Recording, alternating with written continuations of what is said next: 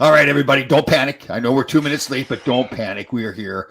The three universes are combining here to make full change. No, to make this isn't full change. This is a true gift.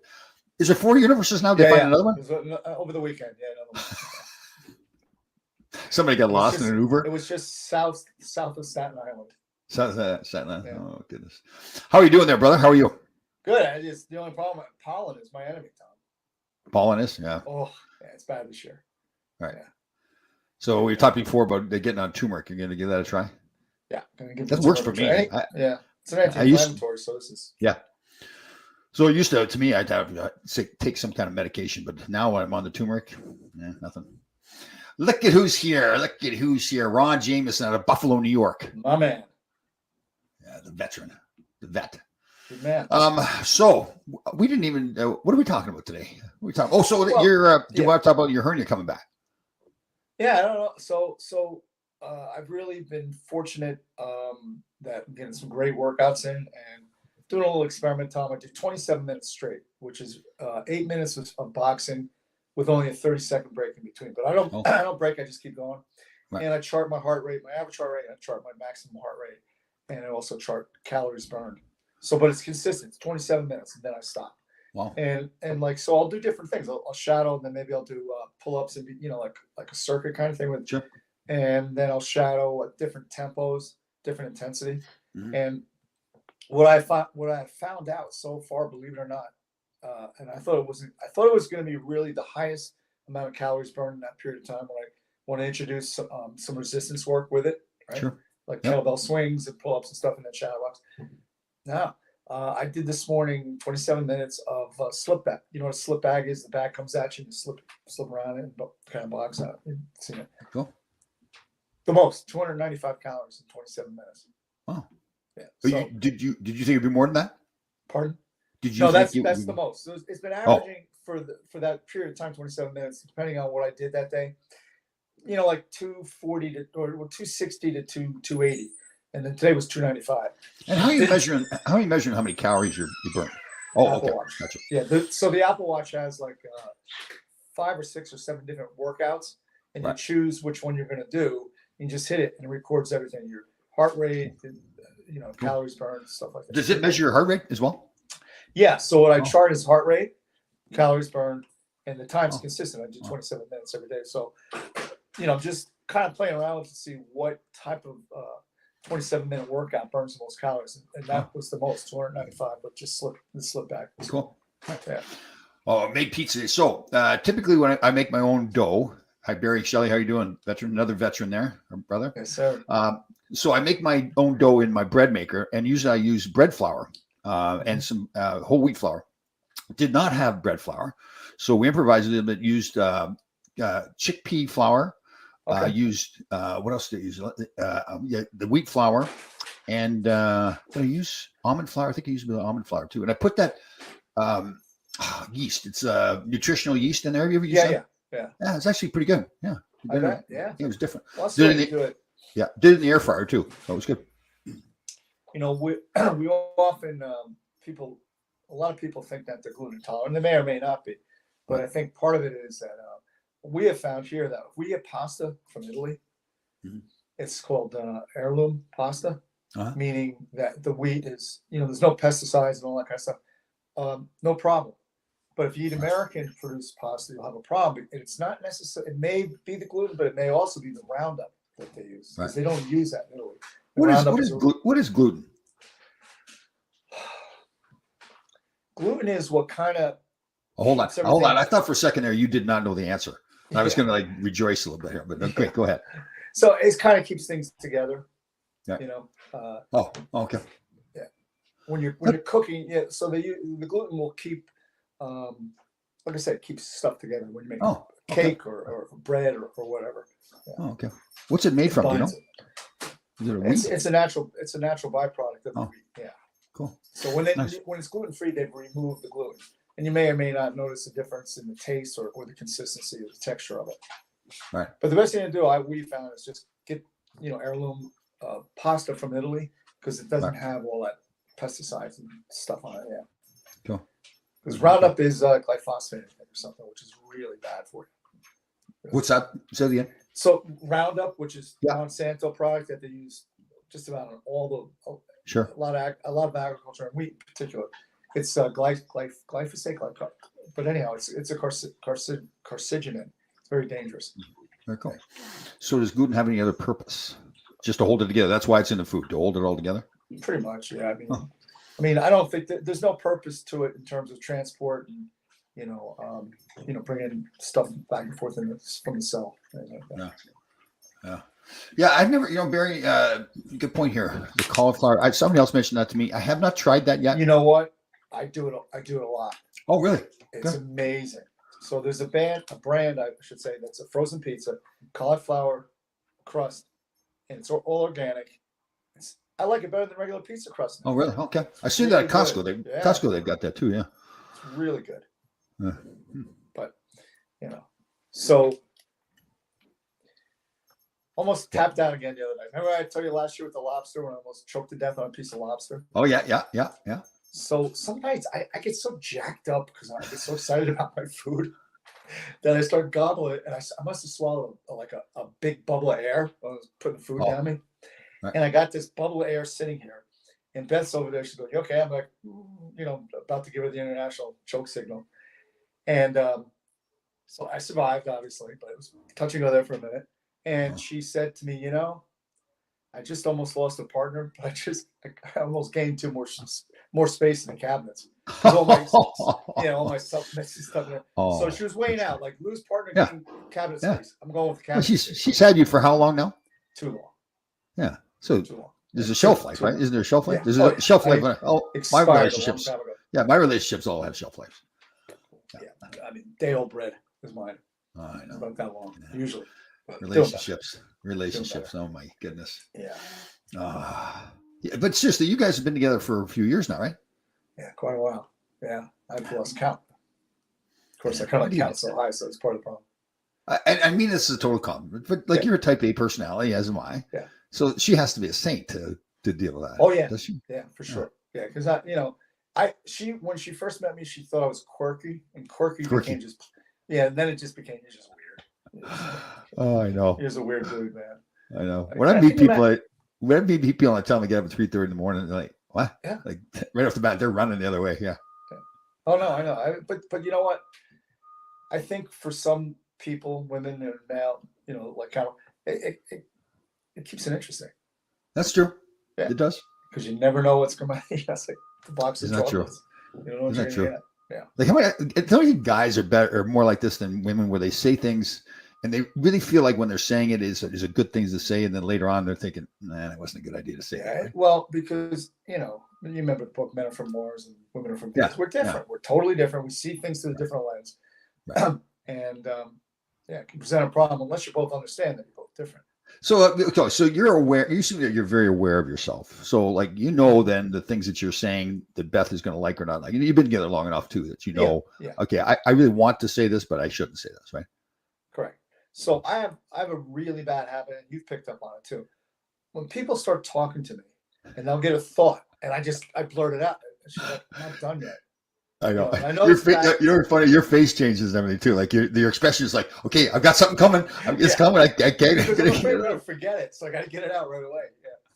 Yeah. Or you think you know the answer, what it's leading to. She's like, "No, just let me finish." I'm like, "I'm sorry." So now I'm really working on just. Yeah, it's not working. No, I know. It's going to be really. That's who you are. It's just it's just who you are. Yeah.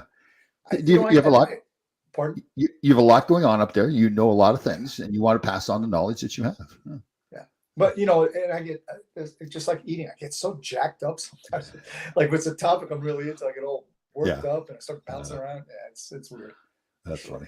But I mean, I did a video a couple of years ago just for the heck of it. But I was doing some knife stuff in the living room, and Beth will come down when she's training in the morning. It's during COVID, and we're working at home, and she'll come home to do like calf raises on the stairs, right? So the stairs are there, and I have my back to her. I can't see her, but the videos, and I'm flipping knives or something. And years ago, she would have stopped. Like, "What are you doing?" Now she came down, she looked, and she just started doing her exercises. Like it didn't even phase her. Like, "The guy's weird. What are you doing?" Just the way it is. Yeah. You are sure. So Yeah. I'm assuming this is true. So one of the things that men have a pet peeve about is women trying to change them, right? Say, okay, Mhm. I really like you a lot. Let's start dating, going out and everything. And then she wants to change you. Is Beth like that? Not really. I mean, she kind of knew going in what she. Yeah. I think when you're older, it's like Yeah. you, You you set your can't. ways, You right? already know you're not going to change anybody. Yeah, no kidding.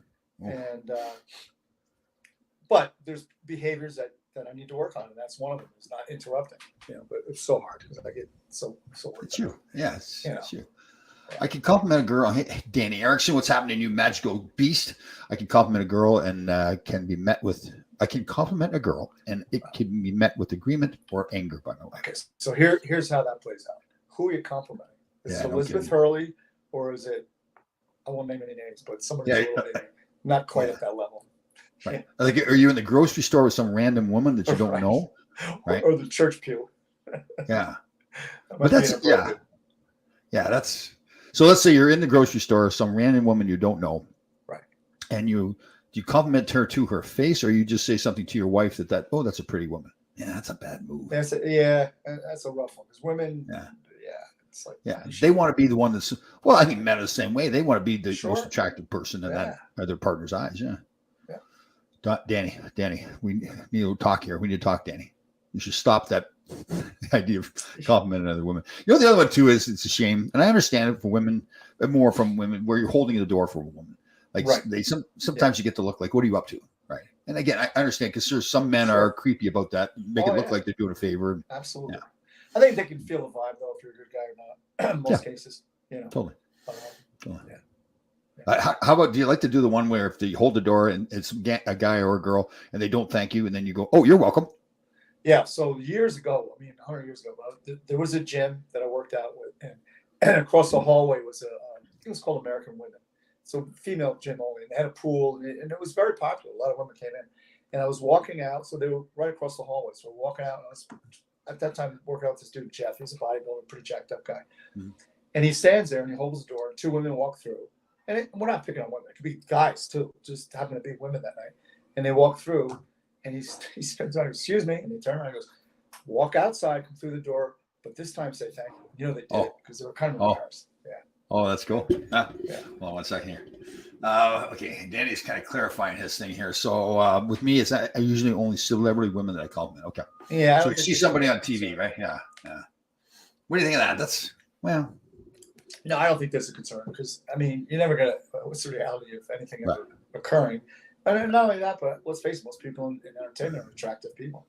They get to it. Or they make themselves look attractive too, right? Yeah. You see them without makeup and everything, you realize, Yeah. Yikesies.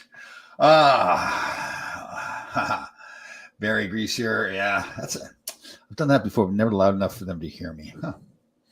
Did we talk about this? There's a great video out there. Did you see the video of the girl with the nail in her forehead? No. I'll send you the video. So if anybody has seen it, it kind of sums up the relationship between men and women in some cases. So she's sitting on the couch. They don't show her full face, and she's sitting there with a partner. They don't show the partner yet, and she's venting. I've got so much stress in my head. Like this, it's unbelievable, pounding, constant pounding, and everything. And then they show the gentleman sitting on the boyfriend or husband, whatever. Excuse me. And he's got that look on his face, like he knows what the problem is. But he knows, like he's been there before. He knows, should I say something or I'm not saying something about it? It's driving him nuts because he knows. So now they pan over to her face and they show the nail on her forehead. So he's going, and he's got that look like, it's the nail, he says. Yeah. And she goes, you always do that. I don't want you to try to fix it. I just want you to be there for me to vent.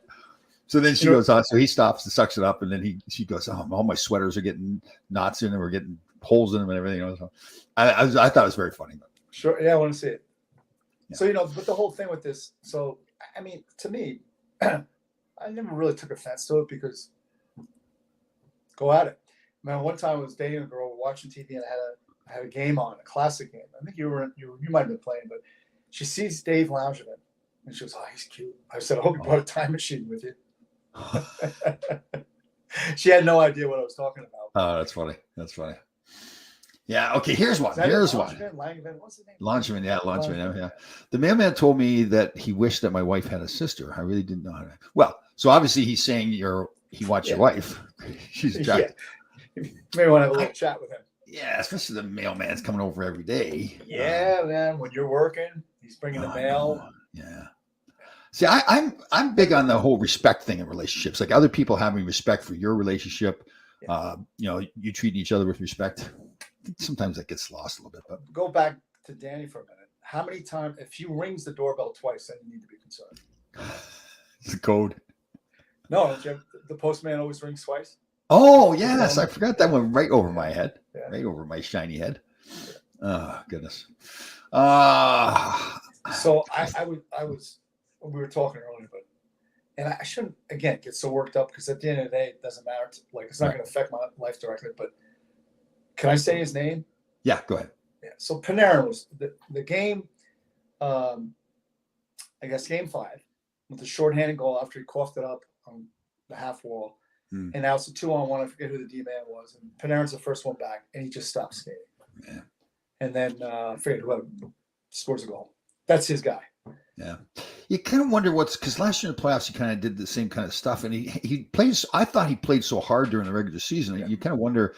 And last year at the end of the year, I don't think they said he had any kind of injury either. So, they really need him. They need him to show up. He has showed up in big games. So game 7 tonight at New Jersey. I forgot to tell you, I was actually at game 5. The Rangers had us come in. They brought in a bunch of season ticket holders.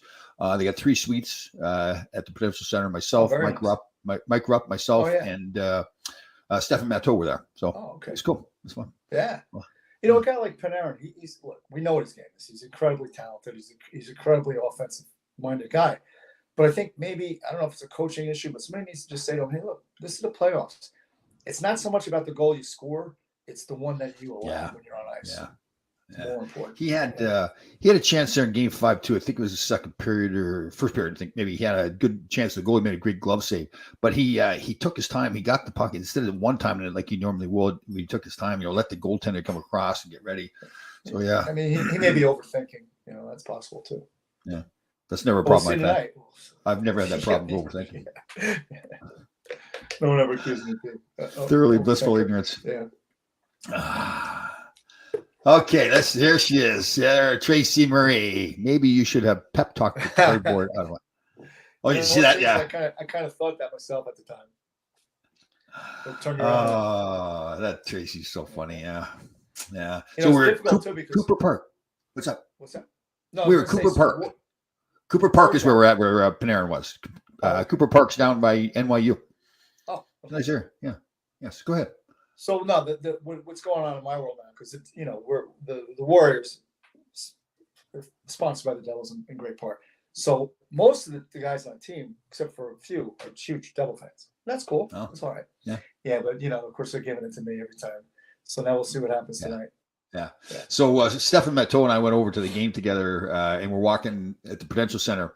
So it's probably the game was at 7:30. I think it's probably like 6:30 or something. We're walking in, and they had a whole one side of the building was all blocked off, and the crowd was the big crowd. We're walking through there, and obviously if they knew who Matteau was from '94, we scored the game-winning goal against the Devils. Yeah. We kind of wondered, okay, but it was fun. Nobody was that drunk yet. I think maybe if they were drunk later on in the night, it would have been a problem.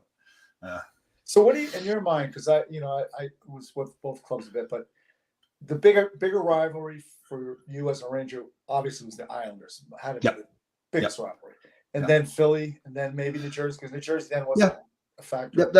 New Jersey wasn't that good of a team, but that was a good rivalry. Yeah, but it was the Islanders. See, they're different rivalries too. So the Islanders, there's a ton of respect, I think, from both sides. If you wanted to get tough and fight, there's plenty of fights and everything. But if you want to just play good hockey, like that game 5 that Kenny Morrow scored the winning goal in 1984, that was one of the best games I was a part of. We played the Flyers, just pure hatred. They were they're nasty. We had to be nasty right back to them. Although when we won in the playoff series, we would say to ourselves, listen, do not retaliate against these guys. That's what they want. They want to draw you into it. Let them do it. We'll have our fun when we shake hands at the lineup. And we did that when we were successful. The Devils, there wasn't that much hatred, and really, they weren't that good of a team. And it was laid down a bit, wrote a bit. But it's funny too, because when I was in Sweden for the 2004 World Cup, I'm walking through the hallway, and I go past Sweden's locker room. And Andreas Johansson, I didn't know he was going to be with them, Sweden. And he said something, I can't say it on air, I'll tell you later. But so I knew he saw me walk by when he said it. So I spun around, and he's working on his twig, and he says to me, because they were going to play Finland, and he said, "You got to understand something. This isn't a rivalry. This is pure hatred." Oh. Yeah. So it's kind of like the Ranger Flyer thing back then. Yeah. Tom, you hate the Flyers more than the Islanders. Yes, you hated the Flyers. Again, I would say it's a healthy respect with the Islanders back when we played. I mean, there's sometimes games get nasty, but it was more, we respected them a ton because they find a way to win. They were good. Yeah, the moral goals. Oh man, that's a great game. I watched that game. And I thought, wow, that was fun to be a part of. Up and down, like even the overtime, it's like there was no face-offs or anything, it's just going all the time. So, what's your prediction for tonight's game? Then, give it to me. Come on, let's go. Well, I give the Rangers the edge only because I think in big part because now there's some real big question mark on the Devils' goaltending. Yeah. Yeah. So if the Rangers bring their A game, it's going to be a hard night for New Jersey. If those guys don't show up, then New Jersey has a real good chance of winning. Here's how I think it's going to go. I think New Jersey's going to have a great first period, but Shesterkin's going to play fantastic. Maybe Devils lead 1-0 or it stays 0-0, and then the Rangers will get going. I think like a 4-2 kind of game for the Rangers. I think so. It sounds very plausible. Yeah. And who would be on the docket next? Bruins. Carolina. They lost. I know. Ooh, they're up 3-1 too. I think the Rangers would play Carolina. I believe. Because I think Florida and you know what, I got to check on that. But how about Boston though? You get set the record for wins in the National Hockey League, the history of the National Hockey League, and go up 3-1 to the Florida Panthers and lose. Yeah. I hate to say this too. This is awful, but I'm sure the league's not too happy either. I mean, you lose the Boston market, Florida market for hockey. Yeah. So New Florida York, market, Boston would have been a great. Yeah. Well, now you've lost, so there's no teams in Florida, right? Tampa loses. Toronto finally wins the first round. That's the first time in 10 years they won first round. Yeah. Thing with Boston, though, I think they're starting to age out a bit. Bergeron and so. Yep. And what's his name? The big defenseman they lost there. He's gone a couple of years now. What's his name? I guess Chara. Yeah. Chara. Yeah, he was a big part of the program for the team. When you play for the Kings, did the rivalry with the Edmonton match or exceed the rivalry between? Not really. Well, I remember it got going a little bit. So when I first got there, we played them in the first round. We beat them up at Edmonton too, first game. Worst thing we could have done because he just backed us after that. I remember thinking this is too easy. You could just feel it, like next game they come out and Glenn Anderson's flying up and down. Oh gosh, funny stuff. But then the next year when Wayne got traded, we played Edmonton again in the first round. I believe that was 2. We went down 3-1 and then came back and won the series. So that really created a big rivalry too, but not as big because again, there's so many. That period of time there, from '79 when Rangers beat the Islanders when I wasn't there yet. But then when I came in 80-81, it's like we played like 5 years in a row or something like that. We played them in the playoffs and lost to them. So yeah, those playoff series really build up the rivalry, right? Because you do some stuff to each other out there that it's pretty interesting. They like you said, they were really a great team for 4 or 5 years. Yeah. Oh. So let me see here. Carl's got the work done here. Winner plays Carolina. Winner tonight plays Carolina. Leafs play Florida. Well, maybe the Leafs do something. If the Leafs get on a roll, if they can get goaltending, then they can maybe do something. Who do they have in net? I don't even know. The guy with the big pads. The big pads.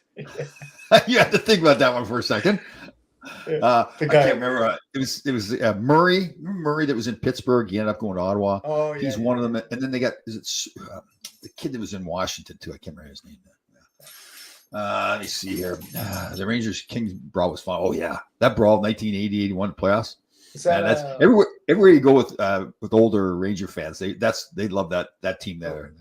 Were you not dressed for the game? Who was not? Was it Duguay? Somebody wasn't dressed and was trying to get in there. Nicky Fatio. It was Nicky. So it was somebody on the other team was not dressed there, and Eddie Hossbar was leaning backwards on the Kings bench. So the guy reached over and kind of pulled Eddie's shoulders back to hold on to him. Well, all of a sudden you see Nicky had I think he had a white suit on. I think. But anyways, you see this flashing, this flying down, and he grabs the guy and he's ragdoll. He's got it was funny to watch. It's hilarious to watch now. It's like was Randy Holt on LA? No, he wasn't. I think he was in Philly at that time. Thank God. Yeah. He was a nasty little man too. I don't know if it's fact or fiction, but I heard a story that what was his brother's name? There were two, Randy and. Oh, I didn't know there was another one. Yeah, well, the story was that their dad, they grew up in a mining community. The father would, after working in the mines all over, straight to the bar, get a little bit happy, and then like be chatting and like, oh yeah, you think you're a tough guy? Come with me. He'd drag the guy home, wake the boys up in bed, and say, you got to go outside and fight this guy in the backyard. Yeah. Oh. Whether it's fact or not, but it's so. Yeah. Thanks, John. Sam Snott's the other goalie up in Toronto. So they're both kind of average goaltenders. So yeah, Bill Chadwick is funny. During the brawl, he goes, "They're gonna set the game back 30 years." Yeah. Fans loved it. Didn't set the game back at all. Fans loved it. Here it is right here. What about the Kraken? The Avalanche. Jeez. Yeah. Ooh.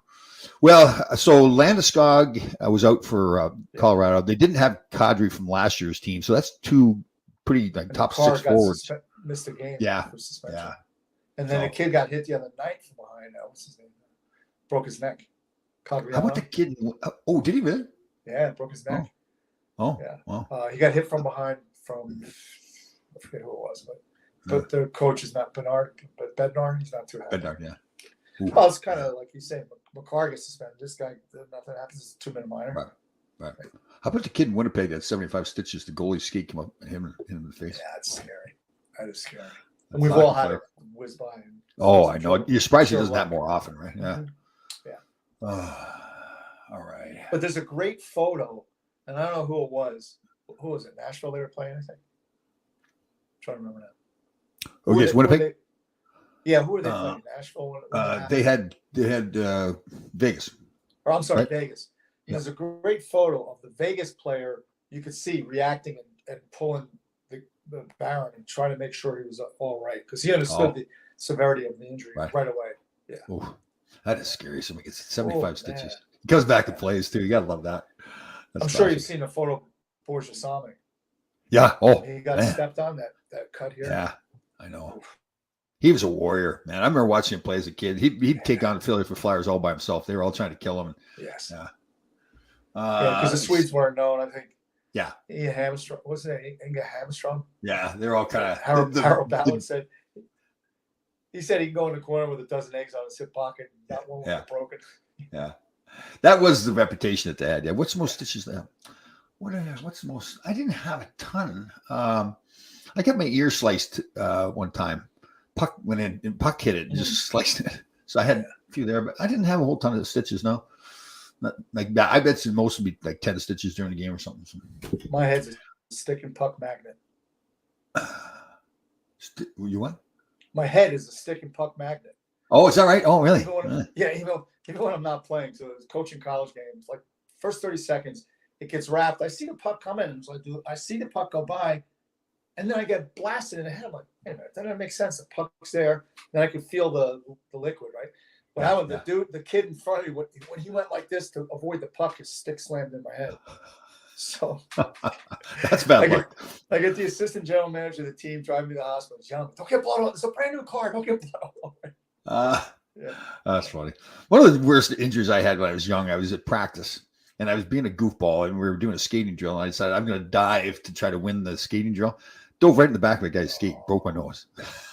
My parents, and they weren't thinking, obviously, because I ended up breaking my nose about 15 times during my career.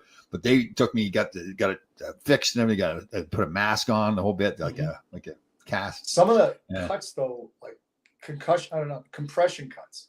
So, driver was telling me he got hit, he went down, and when he landed, kind of face first, his helmet kind of cut him. You know what I'm saying? From hitting the ice. And I forget, he got like a whole bunch of stitches. Those are bad. They just split you open. I know, yeah. So it happened to my finger. Somebody landed on my pinky finger and it just exploded the tip of it. That's got to be fun. Oh, that's funny. Ira. Spleen. Okay, but spleen injury was, so that was a nasty one. Well, that was actually kind of funny. Did you get like can openers? What happened? You know what? I remember I went to hit a guy. He jumped up and like his rear end hit me in the stomach. Mm-hmm. But I've been told by people that if you get you must have like pneumonia or something like that. Because normally your spleen is not exposed; it's up higher. But for some reason, you get pneumonia. I don't know. Down. I got a good friend of mine, Steve Schick. He's like you. He's like about 6'6", and somebody can opened him in front. And when he got can opened, his spleen was ripped. Yes, I did get knocked out. Well, I was not out cold on the ice. I got up, then went in the locker room, passed out. That was classic because I say this. I tell people all the time how much I respect Bobby Nystrom, and I tell them he knocked me out one game. Like, what? You respect him? He knocked you out cold. Yeah, but he was a gentleman too. He came before the game. He came in. He wasn't afraid of me like that. He came in. He apologized. Yeah, actually, I think he called me at home. And then after the series, we're shaking hands. He pulled me aside. He says, I just want to make sure you know I feel terrible what I did. So, yeah, sure you did. He was a class guy. Yeah. Oh, I remember that. You know, when you get knocked out, right? Like you're outside your body, right? Like it's that's the weirdest feeling when you're. Yeah, like something's wrong, but you can't really pin what it is. Yeah. You're like, totally. Yeah. Totally. So, all right, brother. Great job today. The 4 universes are aligned now because we have this 30-minute show. There may be everybody, 6 by next week. 6 by next week? Okay. I think so, yeah. Pretty sure. Yeah, definitely. All right, all you Ranger fans, good luck. All you Devils fans, now you're on your own. All right. So, all right, bye. See you next week. See you guys.